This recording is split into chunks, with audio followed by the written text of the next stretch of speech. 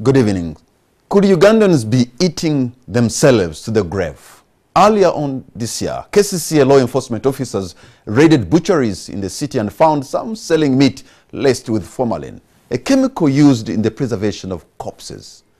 Could that be a tip of the iceberg? Fears are abound that many foodstuffs are laced with chemicals to preserve them beyond their perishable date. Is there a weakness in enforcement? And what are the likely ramifications of consuming such foods aggravated by toxins? On the spotlight is a panel of experts, including Professor George Nasinyama, Dr. Jessica Nakavuma, Dr. Robert Lukande, and Dr. Frank Asimwe.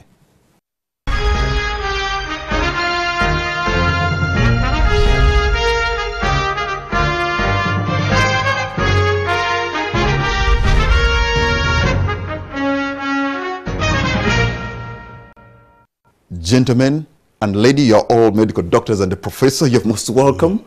Thank you for honoring our invitation. Thank you. Happy New Year. Happy New Year to you.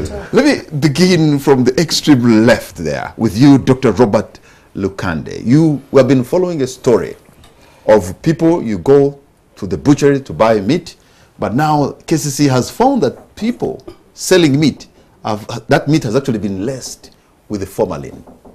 A chemical, I'm sure you know, that is used in keeping dead bodies or corpses in a certain state. What could be the danger from the medical perspective of what KCC has unearthed to the population in Kampala and beyond?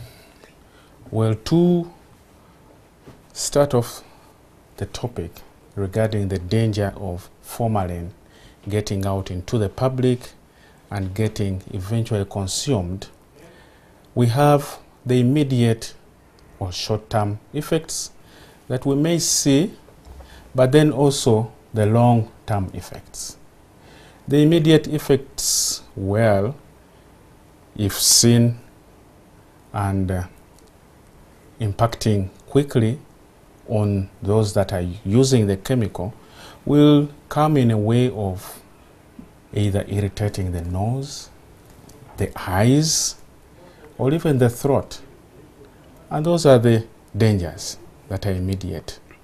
The long-term effects that, of course, we fear are the linkages of formalin to the causation of certain cancers.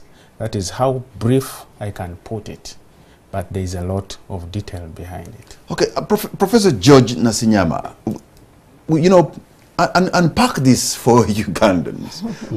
Formalin, what is it?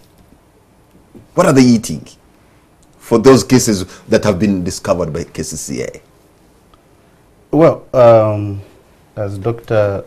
Lukanga is saying, this chemical called formalin is not definitely supposed to be used in the food industry, just like many other chemicals are prohibited. In the food industry, we have certain not chemicals that are allowed to be used. For instance, if you want to control flies, you're not supposed to use chemicals to control flies. There are other things that you can use. For instance, you can use baits, fly baits. You have seen some of these sugar-coated peppers. You've seen like mosquito electric shocks. There are those that are electric as well. And definitely also having the environment being conducive for selling foodstuffs to exclude as much as possible contaminants. But the use of chemicals directly on foodstuffs that are being ready to bought by the consumers, ready to go to the kitchen, is not allowed. Even if it is in the crop sector, you are not allowed to spray crops and immediately take them to the market. There must be a certain period which we call a withdrawal period before you can sell that produce. So chemicals of any kind are not allowed. For instance, in this case, in the meat environment, meat which is ready for customers to buy and probably take and cook. You're not supposed to use any chemicals on them, including formalin. In fact, formalin is supposed to be used in laboratories, in mortuaries, but not outside. When a chemical that's supposed to be in a laboratory and in a mortuary finds itself, or whoever brings it to a butcher, then it means there's some kind of a weakness in a system, either in government, either in the medical, or whoever is in charge of keeping these kind of chemicals. There's a weakness somewhere, Dr. Jessica, isn't it? Yes, there is. You are right. I think in all sectors there are very many weaknesses and loopholes. We are not following, or we do not know who is doing what, who is importing what, and how does it move from point A to B, and when it goes to B, what purpose is it for? So without that traceability and the responsibilities by the various actors, we are doomed to have such scenarios happening. Dr. Frank, somebody was making a joke, perhaps this is true, that if you're going to buy meat and you find a place that has no flies and nothing, then you should watch out. Should I be avoiding the Mr. Clean guy at the butchery? And maybe where the flies are oozing, that's the place. Possibly. Yeah. For real? If we can begin from where we are and work towards where we are supposed to be, there's a big question mark on Mr. Clean. However, Mr. Clean needs to have a clean environment, obviously clean. If Mr. Clean is in a relatively unclean environment and he's surprisingly very clean, put a question mark. If you buy your meat and you reach home and you share with your dog and the dog thinks twice, there is a problem. If you take your milk home, please put a little, even half a glass, and put it on the table. Leave it for a few days. If after 3 days it has not yet gone bad, question the source of that milk and whatever is in there. Milk should go bad. Meat should go bad. Vegetables should go bad if left to the elements, so to speak. If they can weather the elements in your own controlled environment, then there's a question. So my message to the population is that you need to begin having your own mini laboratories in your homes. Don't eat all the meat that you've bought. Put a little on top of the fridge where the rat will not take it away. And check on it the next day. If it is still fresh, there is a problem. But my colleague Dr. Okande was telling me the best tester is the domestic animals. Have a cat, have a rat, not a rat. Have a cat, have a dog at home. Let them test for you. So from where we are, I think we need to take some measures because many things are adulterated, and that's very unfortunate. It goes back to regulation, it goes back to faithfulness, it goes back to people trying to make a cut, trying to make money in spite of. It goes back to people's morals. How are they brought up? If the meat was for yesterday, can Mr. Butcher throw it away? Or he's going to cut it and mix it with today's meat and make sure it is sold. If sumbusas were for yesterday, what do you do with them? Chips. I have sometimes eaten chips and they are horrible in the mouth. So it goes back to integrity, it goes back to morality, it goes back to professionalism. Do we have checks for all these? Our famous Rolex, are we sure that the chapati he has used to make your Rolex is fresh? So individual controls, regulatory controls is what will get us out of this, but we're in a bit of a quagmire.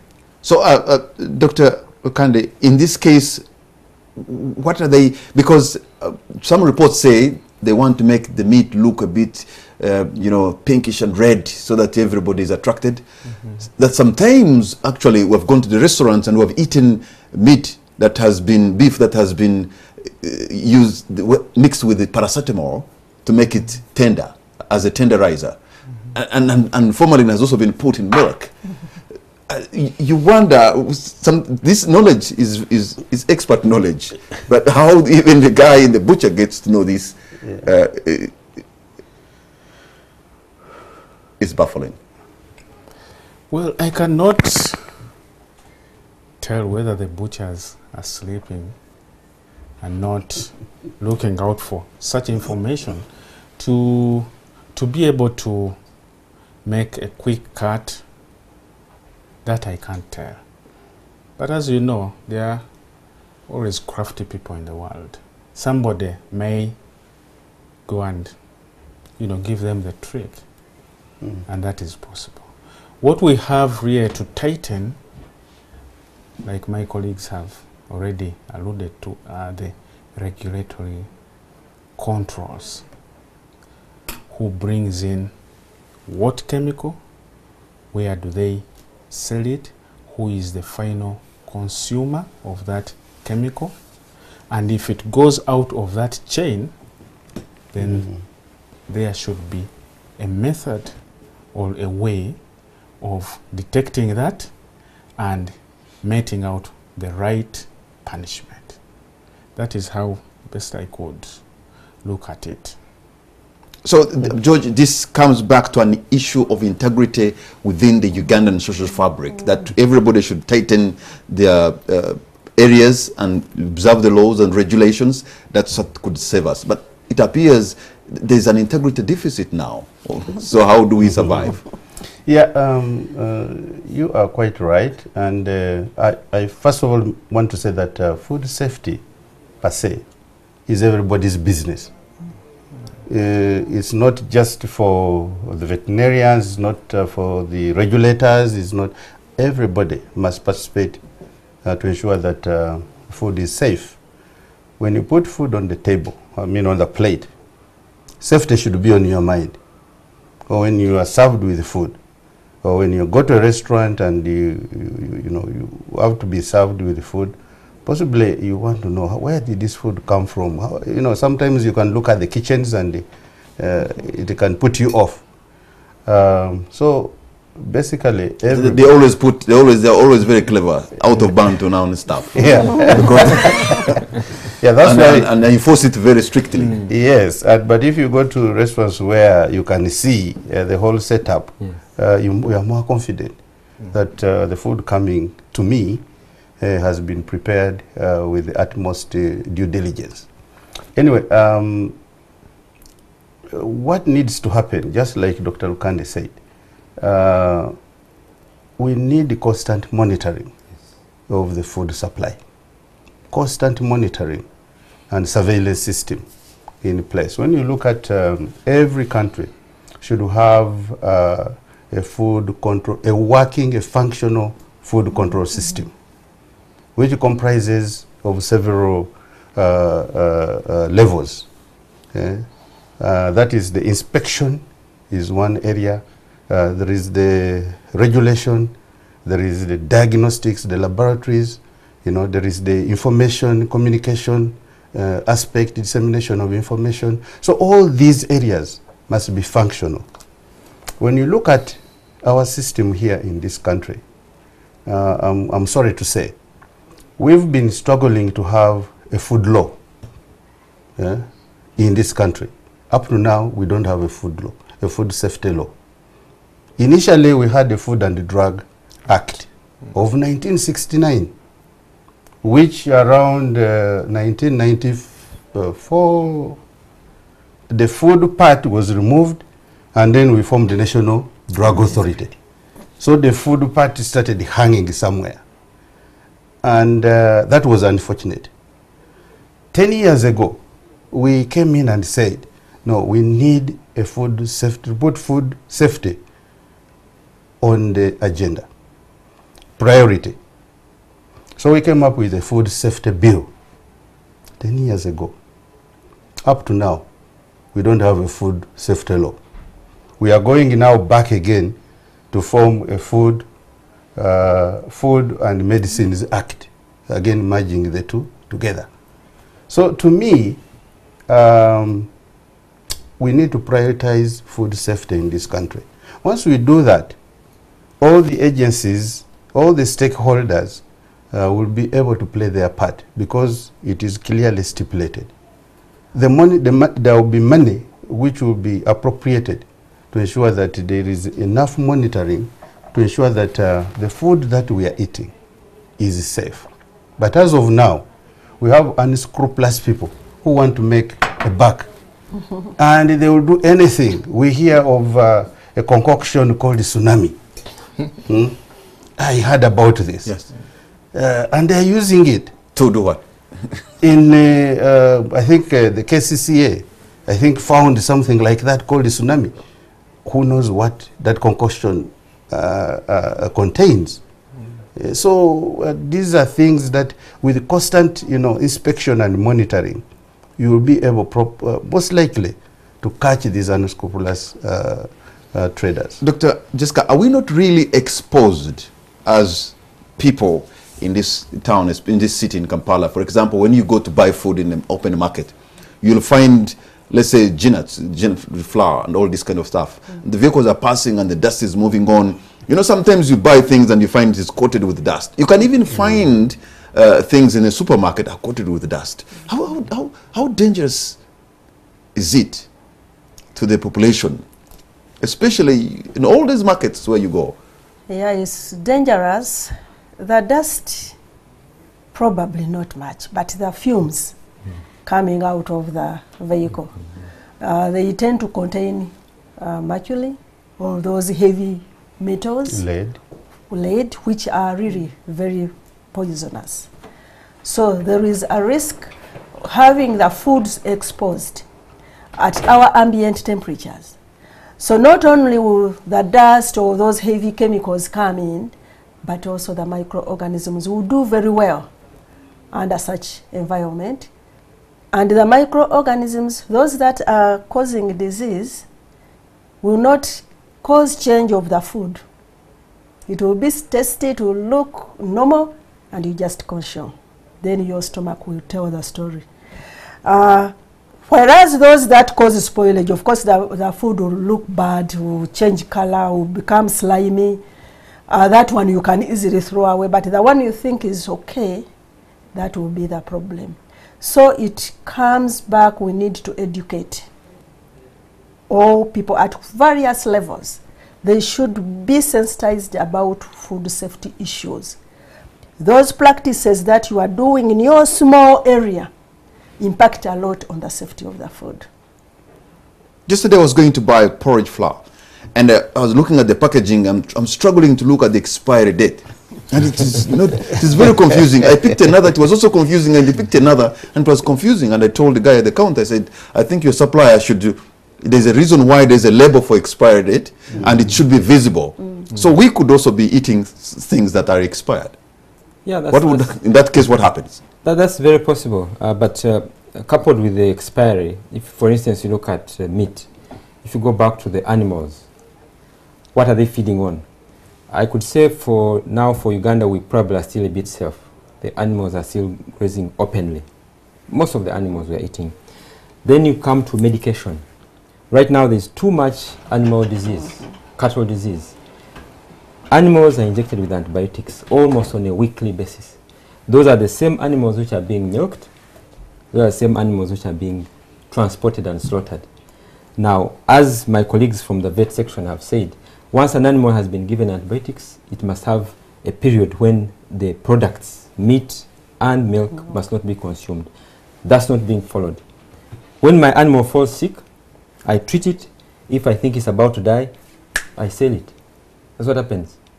Then how is the transportation? You've seen cows with tails tied on the ceiling. Too much cortisol that is being produced in that animal. Stress hormones. Now, as soon as it reaches the abattoir, it is slaughtered. Forget about your formalin. That cortisol, which the animal has produced in response to the stress of transportation, is going to give you hypertension. It's going to give you heart disease. It will kill your kidney. So there are very many things, even before we reach this formalin thing, that are causing us problems. That is even very scary, because extremely. I always see vehicles on the road coming from Nakasongola, coming from all these other places, with maybe a leg of the cow out, maybe somebody, maybe the animals, the horn is tied on the metal. transported humanely. If they are not transported humanely, at least they are supposed to be given time for the stress hormones to calm down. That's when the products should be safe. Now, coming to the medical side, what happens? There is definitely an increase in so many diseases. Diseases which you think are diseases of the rich. Even the poor are dying from them. Why? Because as they go to eat their commando, they are using oil from transformers. You see a poor man, he has even never eaten meat. But the man has hypertension, he has kidney disease. Why? All those contaminants. You have got diseases like cancers. Prostate cancer is going up. Cancer of the bladder is not only going up, but the age at which it's happening is coming down. Previously, cancer of the bladder was happening at around 60, it's the disease of the old. We are currently seeing cancer of the bladder happening among the 30-year-olds, the 40-year-olds. Also, it is supposed to happen, we have in the books, supposed to happen amongst the agro farmers, people who use chemicals for a long time, people who have suffered from bilharzia, smokers, people who work in rubber, painters. But you find a young man, he has never farmed, he has never painted. His life is clean. The known predisposing and risk factors are not there. Bang, 38 years old, he's got bladder cancer. He has been enjoying muchomo, he has been taking Rolex, he's been taking all these adulterated things. So there is a lot of unexplained disease. While all this is still what we call anecdotal, not yet researched and confirmed, but there's a huge question mark that's probably contributing to the disease burden. The non-communicable diseases are definitely on the rise, largely because of these contaminations. Did you also say that people can use oil from the transformers too? I have heard. I'm told it makes very good chapati. So now, Dr. Lukande, we have agencies that are supposed to be doing the inspectorate job, for example, Uganda National Bureau of Standards and all this.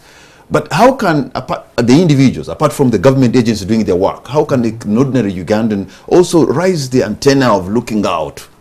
Must we also, every time you go to buy something in the supermarket, you just have to look at the expiry date, whatever you buy, something like that? How can we be on the lookout?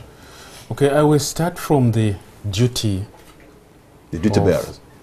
Of professional bodies, like say the Uganda Veterinary Association, the Uganda Medical Association, and likewise also the duty of individual doctors. As doctors, we are supposed to educate, to delight, and to also sway opinion. Now, as doctors, in our role of teaching, we should be passing this information to the public. Professional bodies should be connecting back to the public and informing them, so that eventually the public can demand for their right to a quality food. An informed public will be vigilant enough to look out for adulterated foods. If we, as doctors and as professional bodies, we have transmitted the right information to them. So, vigilance, and then the public will demand for quality and safe food. We are going to take a break, and when we come back, let's look more into the effects of consuming things like these and how the vigilance can be achieved, both from the professional bodies and individual Ugandans. We will be right back.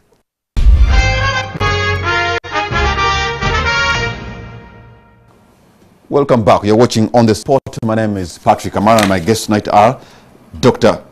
Jessica Nakavuma, Dr. Robert Lukande, Dr. Frank Asimwe, and Professor George Nasinyama. And we're looking at some of these contaminants that have gone into our food chain, and probably they are causing us a lot of problems. Dr. Lukande, we have also had stories, and also discovered by KCC and others, that people have not only stopped at meat in putting chemicals, they have also given pigs antiretroviral drugs, and in the process of trying to fatten them so that they can look bigger and of course attract much more money. What would be the problem of a pig that has taken his own ARVs and now it's being served on you at your local joint. So I will take it from the point that we are already suffering from a big burden of antimicrobial resistance because poultry, cattle, and other animals have been fed on antibiotics, and that has now overflown into the human population. I shudder to think about the effect that will come following feeding animals with antiretroviral therapy. The obvious thing, of course, is that we are sitting and cooking a very big problem of resistance to these drugs. And God forbid if we exhaust the cocktail of the drugs and everybody starts off at a point of resistance, then the drugs will be useless. It is one thing that I have also picked interest in. I would want to study that at a PhD level, to look at the effects of feeding animals with antiretroviral therapy. But eventually I can say confidently that human beings will suffer from the bad habits that they are practicing. I could probably Yes, want to George. add, you know, by regulation, there are drugs that are allowed to be used in humans, and there are those that are allowed to be used in animals. There are drugs that can be used both in animals and humans. There are even those? Yes. Okay. Now, what is puzzling, how people access some of these drugs which are not supposed to be used in animals, and they use them. Even some antibiotics are not supposed to be used in animals. They are reserved for humans to reduce the extent of antimicrobial resistance. Because right now, you know, developing a new drug, a new antibiotic, takes 10, 15, 20 years to get it, you know, onto the market. Destroying that drug can take just a few months and you have lost it. And because of that, of course, we are also looking at alternatives to using antibiotics. And me and Jessica, we are looking at using viruses to kill bacteria so that we reduce on the use of antibiotics for treatment of diseases, so that we use biological means, you know, to kill bacteria. Because there are those viruses that are specific to specific bacteria. Where you find a particular bacteria, there is a virus which actually kills that bacteria. So that is what we are exploiting to reduce this. However, human beings, the way they are very innovative, I don't know who comes in to tell them that if you try out this one, it is going actually to produce more results. We are seeing this in the poultry industry. I think people are using all kinds of boosters, chicks which are about 3 weeks, you know, they are ready for the market. And of course, these are unacceptable agricultural practices. We have what we call good agricultural practices. I actually saw an image on the video. I don't know how authentic it was when somebody was trying to, as if they are pumping the chicken with, with some fluid, and then really look like it is very appetizing. Sure. And big. Yeah, but then why they do it when the chicken is dead? There are those who do it when it is alive, and instead of taking 3 months to gain that weight, it gains that weight in 1 week. And that is where the problem begins. Because now that's a genetic or biological modification. It's like a biological weapon. no wonder the chicken doesn't taste even the real chicken in Kampala. But Dr. Jessica, it appears there is a failure to regulate the food that is being imported. For example, the instant formula milk. I'll bring you the case of 2008 in China that was laced with the melamine, yeah. a chemical used in manufacturing plastics. Yes. And it caused kidney stones, kidney failure, leading to death. About 6,000 children were hospitalized. How can we have a robust regulatory body to see what is coming in, especially formula milk? We have various bodies that are involved that should look into that. I think Uganda Revenue Authority is very robust in collecting the taxes from the importers. One of their arms should look at the foods. What is the quality? And there should be, the major problem is, of course, for them to confirm or to verify the quality. But the government must invest such that we have those fast tests that will not delay the importer to make money, but at least inform on the quality of what is coming in. We shouldn't depend on the documents that have come with the item, because those can be doctored anywhere. Dr. Lukanda, when you see a child who is being fed on formula milk instant and then made me ordinary, or even who is breastfeeding, you see a big difference in terms of how that child gains weight very fast and all that kind of thing. Sometimes it scares because the weight comes so instant, and yet breast milk is supposed to be the best. Somebody may not gain even that kind of weight. Isn't there danger there? Of course, there is an obvious danger, as you've stated, and the old adage will still hold true that breast milk is best. And unless otherwise, that breast milk cannot be given to an individual for certain reasons that we may know, we should stick to breastfeeding unless otherwise. But yes, I do also get scared when I see the results in the children that are fed on formula, and knowing in the background that there is a fear of adulteration of this formula. And these days there have been so many Ugandans that are very creative now. Now they have started mixing rice and soya and all these kind of things into porridge for babies and stuff like that. And you find them almost in every supermarket. Some of them is not even kept so well now. Sometimes I'm wondering, I'm questioning, are we feeding our children on the right stuff? Yeah, true. I do agree with you. You see, internationally, I've been fortunate to sit on Food and Agriculture Organization, FAO, and WHO expert consultations. And the issue of food formula internationally is of great concern. And the regulations pertaining to food formula are quite stringent. That's why they have to make it very stringent, because the population that feeds on this food is very fragile. Okay, so the regulations are there, but definitely people, unscrupulous people do. They do this. For instance, what you are saying, there should be strict monitoring of such foods that are fed to children that are sold in the supermarkets. They must be controlled very, very strictly to ensure that they are not causing harm to this fragile population.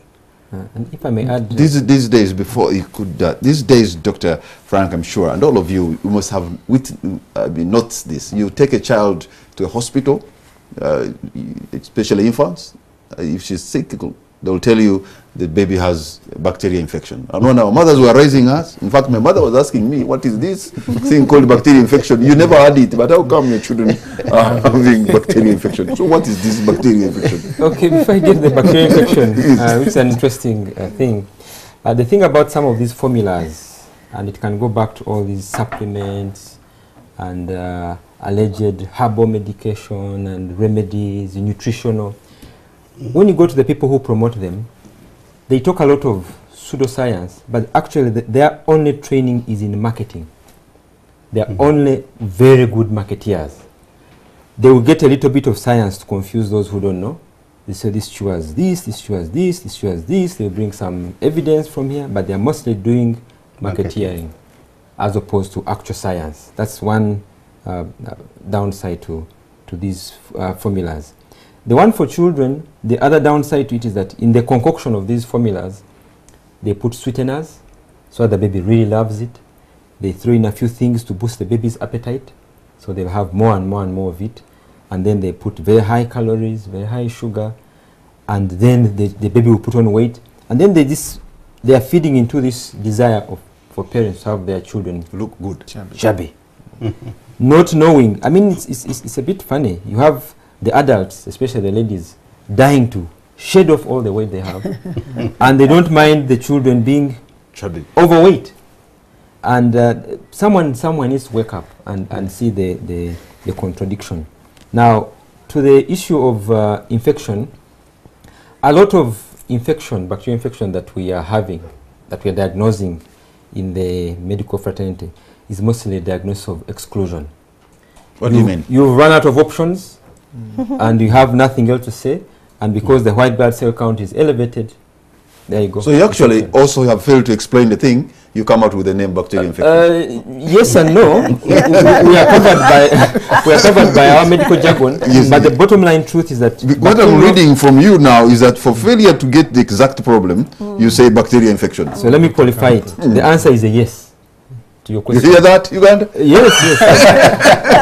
But the truth is, the only bacterial infection is the one when you do a culture, urine culture, a fluid culture, and you are able to grow the bacteria. Yes. If you have not grown the bacteria, either from any fluid, be it a pus discharge, be it blood, be it urine, you cannot authentically say this is a bacterial infection. But because you now have soldiers, body defense mechanism, which has built up against something you can't quite figure out, you say, okay, because I'm having a whole battalion of soldiers built up against something, then there must be something. There's an enemy. So instead of saying I am treating a high leukocyte count, I'm treating bacterial infection. But the bottom line truth is that we have failed to see the bacteria in most of those cases. I'm a urologist. My urine must be having a positive culture. If it has no positive culture, if I cannot see an increased number of leukocytes and pus cells, especially pus cells are the dead soldiers. My soldiers are fighting with the bacteria. Those are the body bags. If at least I can see the body bags, yes, then I know there has been war. Yeah. But in the absence of body bags, there are no casualties. I'm just seeing a build-up of troops on the border, and I'm saying, there must be rebels. No, these guys may have been acting on false rumors. So we need to go back to the drawing board. But interestingly enough, and that is why I chose surgery, not medicine. For us in surgery, we are strict. You open up, you find the problem, you fix it. My colleagues, the physicians, please forgive me, my colleagues, they rely on drugs, and most of the times it works. So if I've got high white blood cell count and I've given antibiotics and the patient has improved, then yes, there was infection. Dr. Frank wants to get in and get it out. Oh yeah, I must see it.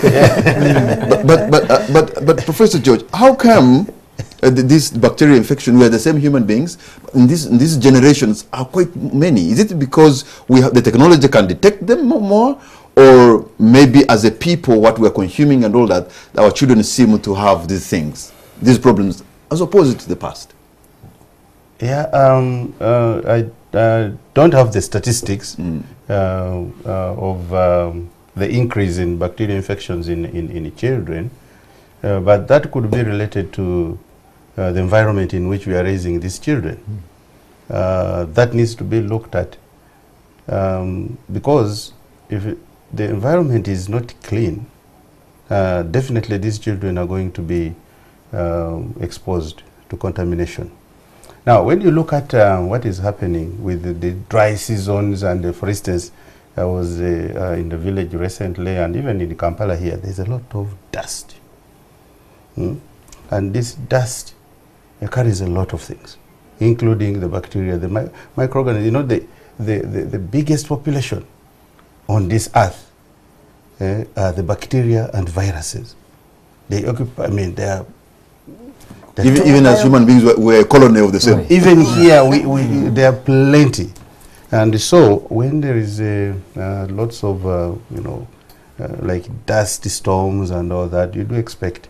Nowadays, you see people coming down more with respiratory infections, and it's because of the, I believe, a lot of contamination due Dr. Jessica, many people I've read, especially in the medical world, are always scared that there could be, have you called it a superbug, something that can defy the available antibiotics. Yes. Could the mixing of all these things maybe take us to that level that you, the medical doctors, have been scared of that could happen? Yeah, we have a lot of drug resistance, and it's on the increase. But it's mainly because of our practices. So the use of antimicrobials in animal production has been really incriminated as one of the factors leading to the increased antimicrobial resistance. So that's why George mentioned that we are looking at those viruses as an alternative to sort the bacteria. To sort out the bacteria. Put them in their place. But of course, bacteria are also clever. They must survive. Yes. So once we expose them with the chicken, the eggs containing a little bit of the drugs, they try to develop ways of how can I survive this enemy. So the moment now it develops that resistance, the moment you fall sick, you take all sorts of antibiotics, and it cannot respond because it had prior exposure and it got that resistance. So that's how the superbugs are coming up, if it is defying all the antimicrobials are available. And the only reason would be death. Recently we saw in the US there was a young lady who had Mucorrhea infection, resisted all drugs. So now they were calling upon all those who have those viruses across the globe to provide them to test this bacteria from this lady and see whether they can save her. Unfortunately, she died. But there are some people who have been saved through that activity. So the superbugs, if we do not look into our practices, especially animal production systems, this business of going to a drug shop, you buy a few tablets, antimicrobials, you have 500 and you are given 3 tabs, you end there. All those will contribute to this problem. So we have to in fact, Dr. Lukanda, you go to some of these drug shops and then the guy on the counter will say, you want of how much? As if you've gone to buy units. They have 100 shillings. What could be the end result of the people? Remember, we're also eating a lot of contaminated stuff. You go to the drug shop and somebody is asking you, I give you for how much? They actually want even to measure for you.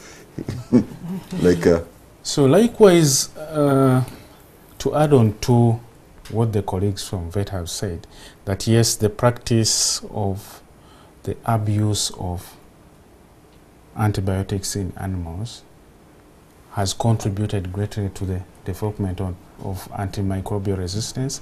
Likewise, also on the human side, we as practitioners are also contributing greatly to the development of antimicrobial resistance.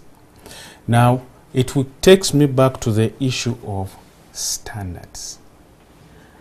There should be a standard way of doing things. If I am to prescribe antibiotics, they must be indicated and backed up by evidence. That's what Frank talked about sometime in regard to infections. And if I write out the prescription, it should be to completion, not saying how much can I give you. I should write it out to completion. And there should be enforcement of the laws that govern the use of antibiotics, that you just do not walk into the shop and demand for 2 tablets of, say, Septrin without a backing of a prescription. So it all boils down to sticking to standards and enforcing them. So each one of us in their respective capacities, either as prescribers, regulatory bodies, and even those that are yearning to make a quick buck, should look carefully into our practices. Okay, we're going to take a break. When we come back, I'll open the line so that you too at home or wherever you are, you can call us and tell us what you have seen, what you've been able to witness, especially in the handling of food, and the stories you have perhaps heard, or your own testimony that you could be having. And I'll also be asking, why do we see an increase of these non-communicable diseases? And even among children, we can see cases of obesity rising up in Uganda. We'll be right back.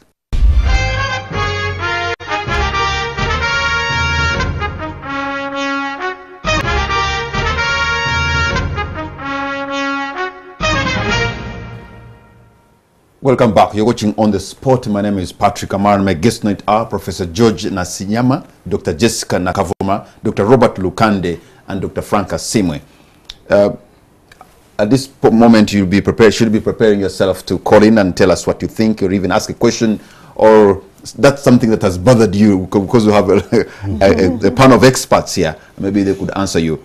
But we have seen, Professor George, an increase in non-communicable diseases. But also, if you look up, if you go in some of these first world schools these days, in P1, P2, or even kindergarten, the children are becoming obese. Could also be linked to what they are eating, the contamination, or maybe we're overfeeding them because we think we want to pamper them. What is the problem? Because when you go to the developed countries, especially in the United States, it's the poor who are obese. In Uganda, it seems to be the reverse. Yeah, true. That is mainly, to me, is coming from what we are exposing these children to, right from our homes, right from where we take them to school.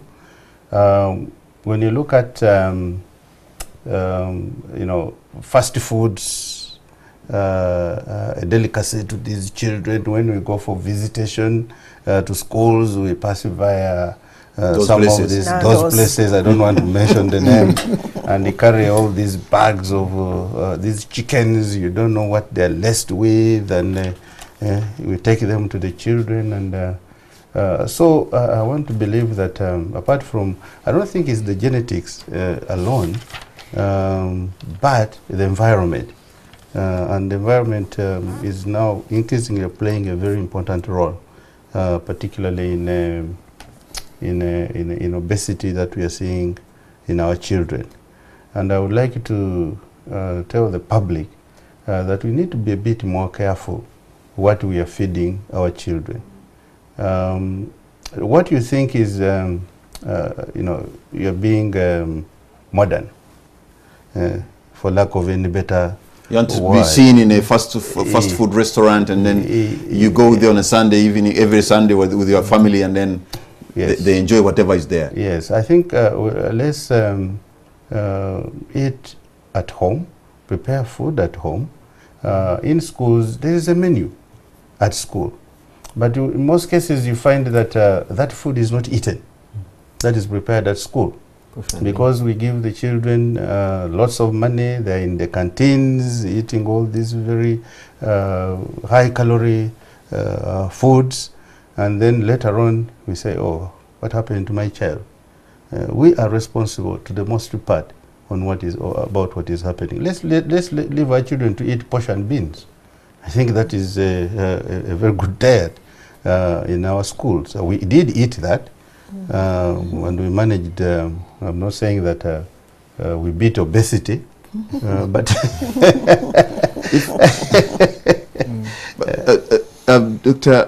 Dr. Lukande, is some of the food maybe you find in fast food, or what some people call it junk, it keeps some people craving for more. Does it have some kind of, you know, because there's a friend of mine told me, is it addictive? In a way, like Frank said, in some of the foods that people consume are additives that will stimulate the appetite. And indeed, you'll find that some of the regular eaters of these kinds of foods will get an addiction. And therefore, the addiction drives them to eat more and more, and then accumulate the excess as useless fat on the body. And yet some parts like of your body, may like the heart remains the same size, does it? Or does it also increase in size? Because if it is remain the same, it has to pump blood through the legs and of the head. Of course, eventually, in a way, as you gain weight, some of the fat will also deposit in the vessels, and therefore there is an increase in the resistance of the vessels. And backward, then the heart will have to use a bigger force to pump blood through these rigid vessels. And the heart, being a muscle, once it continuously pumps against a bigger resistance, it will also expand. So that's how it is explained in the pathophysiological sense.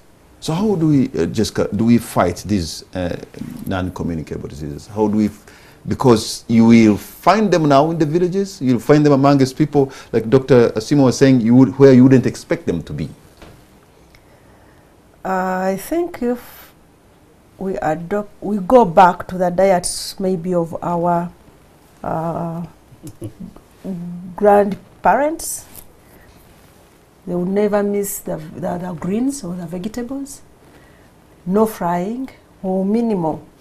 And even like the beef, that smoking and boiling, it is reported somewhere that smoking actually does very well to reduce on those bad fats.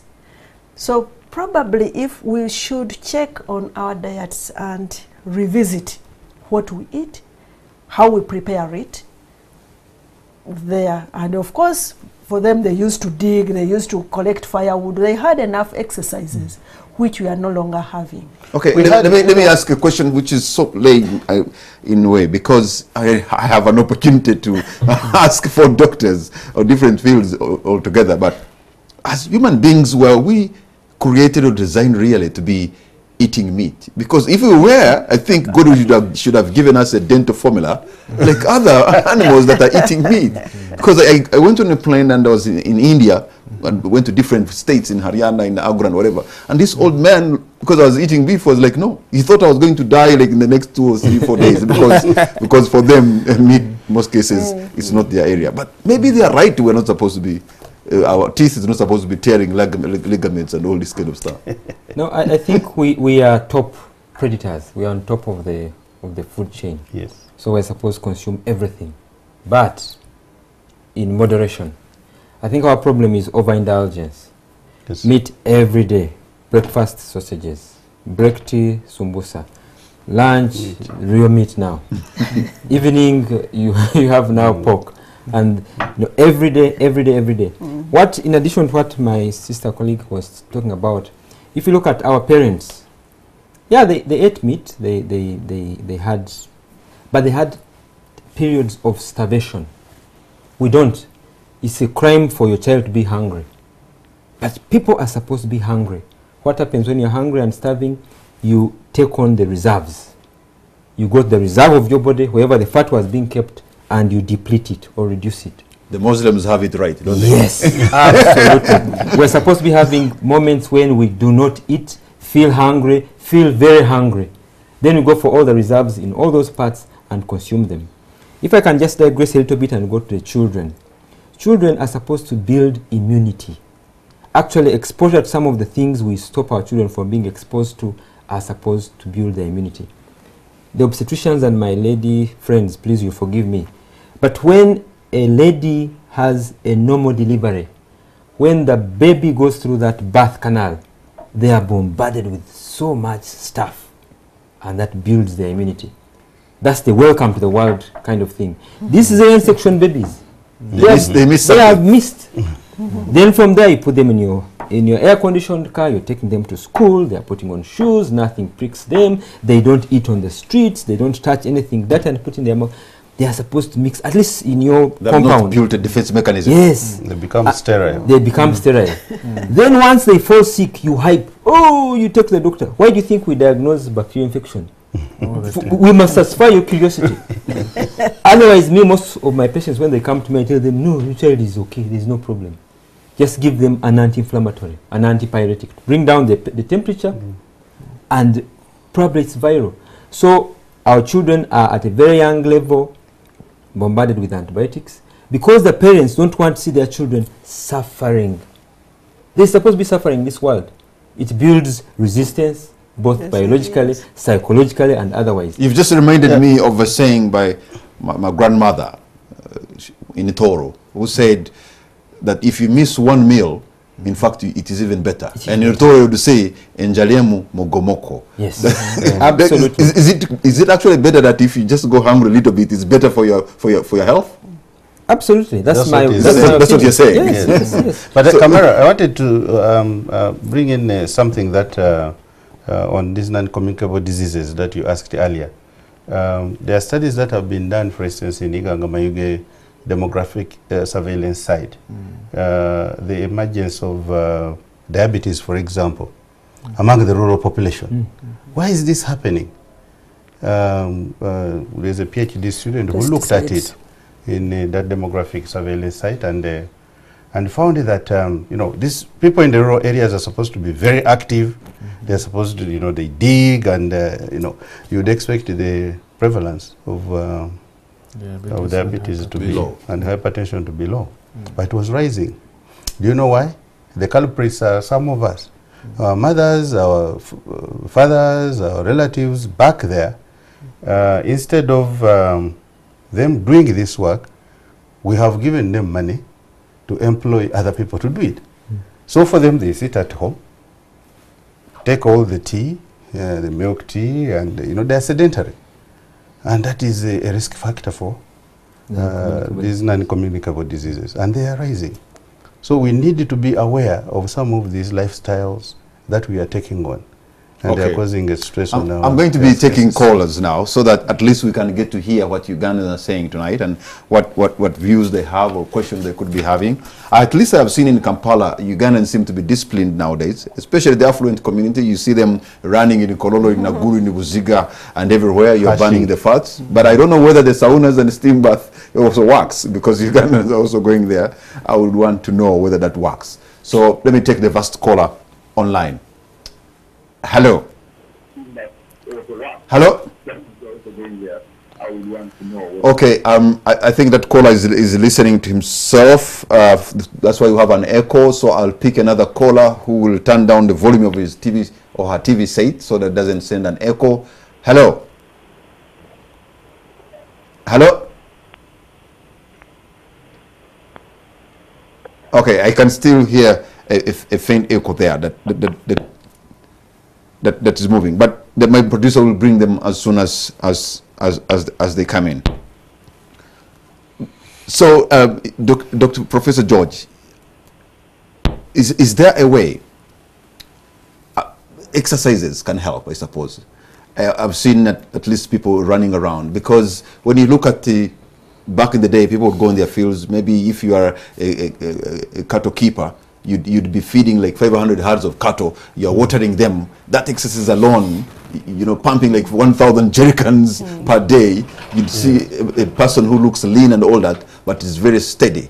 However, now the grandchildren who are in air-conditioned rooms and all that are weak. So how do we balance so that we can get it, especially the thing that we lost as far as our discipline is concerned?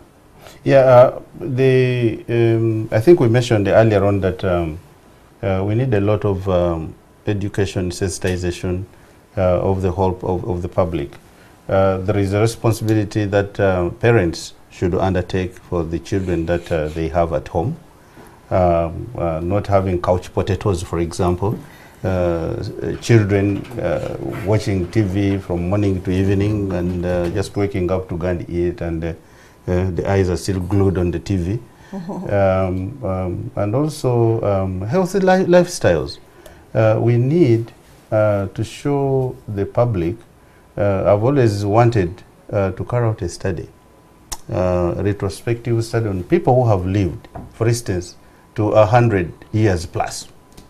They might not be here as of now, but you can look at their history. How did they live to be able to reach 100 years plus? So when you have that evidence, then you can tell people, yes, we've done this study, we looked at this number of people, and this is what they did in during their lifetime. And therefore, we are telling you that if you did this and this and this, you'll be able to live to that old ripe age. So, as we try to conclude this, I know I'm just getting, maybe let me get one more caller. Now I can see my producer trying to get me a caller or two. Seems to be having an issue with them. Hello? Yeah, yes, Dr. Kamara. I'm not a doctor, I wish I was, but by association for now, yes, how are you, sir? I'm okay, sir, how are you? I'm okay. Your question or your comment? Yeah, I'm called Johnson, I'm calling from Bali. Okay, you're on the air, sir. Yeah, you asked the doctors and the professor one question which they never answered you. What was that? You said, what is this formalin? Okay. And none of them has given a technical answer. Okay, I think Dr. Lukande will take it on, but let me maybe I expected them to give a chemical content and of formalin, and also, is it, when boiled, is it of more danger or it reduces the danger? Okay, let me take another call online. Thank you, a caller there from Umbali. Hello? Hello? Hello? Yes, please. Good evening, sir. What's your name and where are you calling from? Reverend Canon Everett Mugarura, calling from Ruboa. Okay, sir. You're on air, Reverend. Yes, I am. First of all, I would like to thank you for this program. Well, welcome. I'm a public health practitioner, and I'm very happy to see the medical doctors and veterinary doctors on the screen actually educating the public. Okay. Which I think has been long overdue, and I think this is a wake-up call for us in the field to begin to team up and to get the public. But one question remains: when we have this law on food security and safety still pending for 10 years after tabled, what implication has it on the people who are just going out to engage the communities? How am I going to be legally protected as a practitioner in this field in an area that is not legally protected? Okay. Would you want to, because we lost a few words at the beginning, would you want to reframe that question again, sir? Or could you go, there was a problem with the phone line, but now we are clear. What are some of the legal implications as we try to engage the communities and to implicate those that are actually at the forefront of causing these problems we are trying to address, when the legal framework on food safety is not clearly defined in our nation? Thank you very much, Reverend Inubuziga there. Maybe I'll take just one more, and then the doctors in here will respond to you. I have a call online. Hello. Hello. Hello. Good evening, sir. What's your name and where are you calling from? My name is Samuel Katumba. Yes, sir. And I have a question for the panel. Okay. Hello? Yes, go right ahead, sir. My question is, Brother, I would like to commend you for the program today. At least for today, we've had at least a non-political, discussion. But my major, issue is to do with the level of supervision that we have in this country. Because so many times the the items that we consume are too wanting. I'd like the panel there to really give us more details on, like, what should we always look out for in the items that we consume, because so many items are on the shelves, they're expired, but those items are always there. Okay. They are not taken off. All right. Thank you very much. Just the last caller I can take for tonight, because I understand quite a number of you would want to ask tonight. Hello. I have a call online. Hello.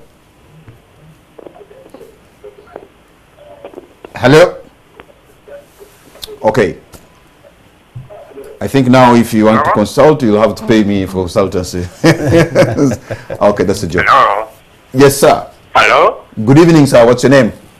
Good evening, sir. I'm Dr. Chintu Mugaga calling from Bushenyi. From Bushenyi. Oh, no. Oh, no. Okay. Probably he was going to give us his field experience. Okay. Probably somebody had a... Yes. Good evening, sir. Good evening to you. What's your name and where are you calling from? My name is Abraham and I'm calling from Kampala. Okay, you're on air, Abraham. Just a quick question for those doctors. Yes. Where do they buy their meat from so that we can also follow suit? Where do they purchase their meat from so that we can also buy from the same place? Are you sure they have bought from the right places? Are you sure theirs is not laced with the contaminants? All right, thank you very much, Abraham. Maybe you could go first, Dr. Lukande. So, thank you, the caller from Umbale. I will respond to the question that said, what is formalin? Formalin is a chemical derived from another chemical that is called formaldehyde.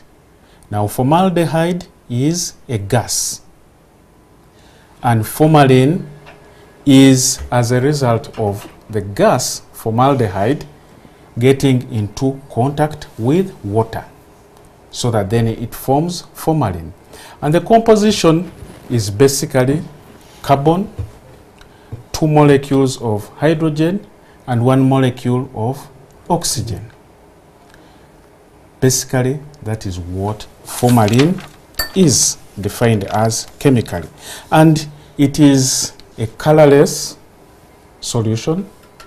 However, it has a very characteristic offensive smell, or a choking smell. That is how best I can summarize formalin for you. So if you put it in milk, most likely milk wouldn't go bad. Would preserve it for some time or prolong its shelf life or something like that? Well, I personally have not experimented on this. I would love to do the experiments. Then I can inform you from a point that is strong. Okay. Yes. I would just want to supplement that because it is not used for this purpose. Yeah. That has not been evaluated because it's not supposed to. It is used elsewhere. Reverend Mugarura asked about yes, the lack of protection from. Yeah, there are people who are being arrested for flouting the regulations and probably using chemicals which are not allowed. And moreover, the food law is the food safety law is still not yet in place. So what happens? You know, when the Food and Drug Act, the National Drug Authority was formed, the food part remained hanging. So we still have the 1969 kind of law, which is still operational. However, there are also ordinances, at least the local laws within the local governments that are operational. And even if we do not have a food law, we have the international guidelines which we can fall back to. So anybody who is caught using chemicals or using things that are not allowed in the food industry can still be prosecuted, okay? Because you are using fraudulent means to trade, which is wrong. Those are, in trade, I think they call them questionable trading practices or something like that. So it's not that these people cannot be prosecuted. Yes, they can be prosecuted, and they have been prosecuted because you are trying to be fraudulent. Dr. Jessica, somebody wanted to know that the likes of you, where do you buy your beef? I don't know how you're going to answer that without advertising places, but we might be in the same boat. Because it's not okay, but easy what should somebody look out for anyway? I think buying from that would be not questionable prices. For me, I used to get directly from the abattoir. So I'm sure adulteration starts maybe somewhere just after. But not everybody can go to the abattoir. Most of the animals are brought there when they are so stressed. Yeah, for the stress animal can give you hypertension. But for formalin, it's not yet in there. Okay. Yeah, it's not easy to. But like he had said earlier, probably we should experiment with our animals, or even keeping other fridge until we get somewhere a supplier who is probably giving us a quality product. But the other thing that I would also add here is that, yes, I agree with her, that getting the meat from the source is, I would recommend that if somebody is worried. You know, food is a very sensitive thing. I was in London a year ago, and when I was about to go for breakfast, there was this news bulletin that there was a problem with the sausages. They have been found to have some contaminant. And when I went to the dining hall that morning, nobody touched sausages. And I want to believe in the whole of Britain, nobody touched sausages that day. And of course, getting people to have confidence that the sausages are okay takes time. Meat has been put on the spot. There are many people who are shying away now from buying meat, eating meat. They are looking for alternatives. This problem is less at the source, that is in the slaughterhouse or in the abattoirs, compared to when the meat now leaves and is transported. However, for the stress, I would, if meat is coming from an animal that was stressed, it will be shaking. And who would buy meat which is shaking, not farm, so to speak? Shaking, what do you mean? It's not farm, it's loose. Not farm. Okay. It's loose, and it is blood which is dripping from it. That is one of the indications that this animal was not rested, or this meat has not been allowed time to set. So you rather go for meat which has set, which is farm. Okay, I can understand now why my father at one point, when he sold his bull, and it was very tough and it was refusing to go, these guys were coming with an idea, say, you know what, okay, let us cut it. He said, oh, you know what, you take your money, leave it here, you're not going to torture it in my presence. But our time is out. Your concluding remark as we go that way. Yeah, thank you very much, Kamala. Honorary Dr. Kamala. I think the concluding thing is that we all need to be super vigilant. While we think government should set in the laws and regulate, but we are our best allies, our own best allies. We cannot afford to sit back and wait for someone to do something for us. My wife does the purchases. I just trust her instincts. So if you go to buy meat, don't just buy and go. Look around the surrounding. If you're going to buy milk, what is the surrounding? Like we said, take that meat home, take that milk home, and remove a small sample. I know milk is very precious, but put it aside and see how long it takes to go bad. If it takes very long, then there's a problem. And then change to a different supplier. So being super vigilant will help us. Okay. Dr. Jessica, your concluding remark? Yeah, thank you very much, the viewers. Like he has said, everyone who is involved, everyone who is responsible. Let us do our part at whatever level: production, transportation, processing, the consumers, even the wife. The kitchen practices will expose us to those food safety issues. So, but there is need to educate the populace. Professor George. This. Yes, mine is to appeal to government. You see, when I find a product out there, my immediate reaction is that it is safe, because somebody has done their job. So I would like to request government to put priority on food safety and ensure that there is monitoring of food all the time. Yes. It should not be a one-off. You know, coming in like KCC has come in and it ends there. And then people go back to their practices. Because right now, if you sampled the foods around, I think people are a bit scared. They are not using those chemicals, and you may not find them in the meat. But it should be a continuous monitoring, surveillance system to ensure that what Ugandans are eating is safe. Dr. Lukande, your parting shot. So my parting shot is borrowed from the quote from Socrates that says, "Let food be thy medicine, and let thy medicine be your food." If honestly you cannot take in a poison as your medicine, ensure that you do not adulterate and offer the same kind of poison to others. That is my parting Thank shot. you very much, Dr. Robert Lukande. Thank you very much, Dr. Jessica Nakavoma. Thank you, Professor George Nasinyam. And thank you very much, Dr. Frank Asim. And all of you have been a part of this. You have heard the quote from Dr. Lukande. I think it is very powerful. If I may add, we are what we eat, I suppose. Not so? So let us not contaminate our bodies. Don't put paracetamol in the beef because it works as a tenderizer. And not give ARVs to the pigs because you want to fatten them. Let us keep things the way how they should be. Perhaps we can live longer or add a share of some more years than what we seem to be heading to now. Thank you very much, and good night, Uganda.